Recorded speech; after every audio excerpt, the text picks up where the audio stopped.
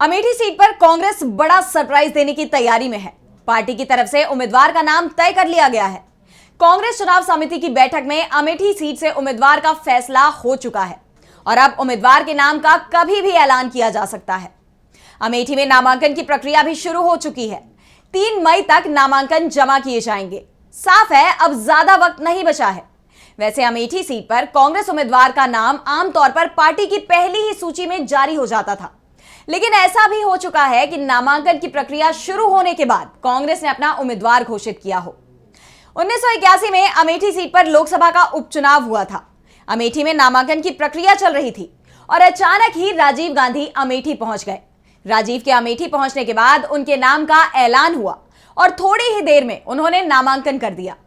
इस बार भी ऐसा हो सकता है। वैसे उम्मीदवार तो तय हो चुका है, इंतजार मौके का है। अब तक इस बात के दावे हो रहे थे कि राहुल गांधी अमेठी सीट से चुनाव लड़ेंगे, क्योंकि यह सीट परिवार की परंपरागत सीट है। संजय गांधी, राजीव गांधी, सोनिया गांधी और राहुल गांधी यहां से सांसद रह चुके हैं। लोगों का इस परिवार से जुड़ाव भी है। 2019 में भले ही राहुल गांधी चुनाव हार गए थे, लेकिन इस बार राहुल के पक्ष में जनता का साफ रुझान दिखाई दे रहा है। तो दूसरी तरफ स्मृति ईरानी के खिलाफ एंटी इनकम्बेंसी भी साफ दिखाई दे रही है। लेकिन अब खबर आ रही है कि राहुल गांधी ने साफ कर दिया है कि वो एक ही सीट से चुनाव लड़ेंगे। राहुल इस बार वायनाड से चुनाव लड़ रहे हैं, जहां वोटिंग हो चुकी है, और अब अमेठी सीट पर कांग्रेस की तरफ से राहुल गांधी की जगह प्रियंका गांधी को उतारने की तैयारी हो गई है। प्रियंका गांधी भी चुनाव लड़ने को तैयार हैं और इसके संकेत भी उन्होंने दे दिए हैं। प्रियंका अमेठी से चुनाव लड़ती हैं तो ये उनका पहला संसदीय चुनाव होगा। प्रियंका का भले ही ये पहला चुनाव हो, लेकिन अमेठी से उनका जुड़ाव बना हुआ है।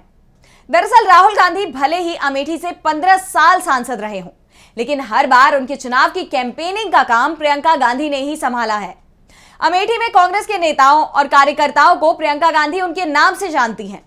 प्रियंका लगातार अमेठी आती जाती रही हैं। ऐसे में प्रियंका गांधी आसानी से अमेठी का चुनाव जीत सकती हैं। दूसरी तरफ स्मृति ईरानी ने 2019 में भले ही अमेठी से चुनाव जीत लिया था, लेकिन 5 साल के कार्यकाल में ऐसा कुछ भी नहीं है जिसे वो यहां के लोगों को गिना सके।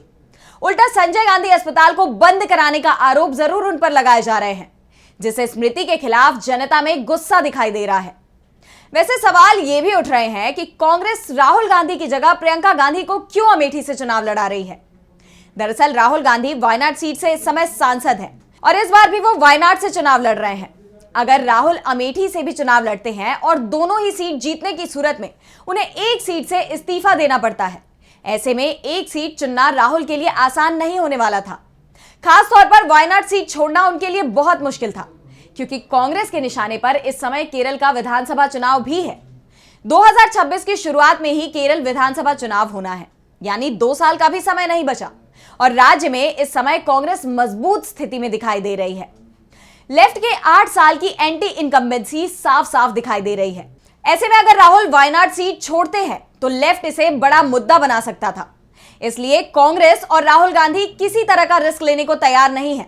अमेठी और वायनाड दोनों ही सीटें गांधी परिवार के पास रहें, इसलिए अमेठी से प्रियंका गांधी को चुनाव लड़ाने पर सहमति बन गई है।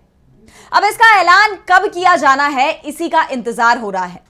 वैसे ये कहा जा रहा है कि प्रियंका गांधी 2 मई को अमेठी सीट से अपना नामांकन भरेंगी और इससे पहले उनके नाम का ऐलान कांग्रेस अध्यक्ष मल्लिकार्जुन खड़गे की तरफ से कर दिया जाएगा।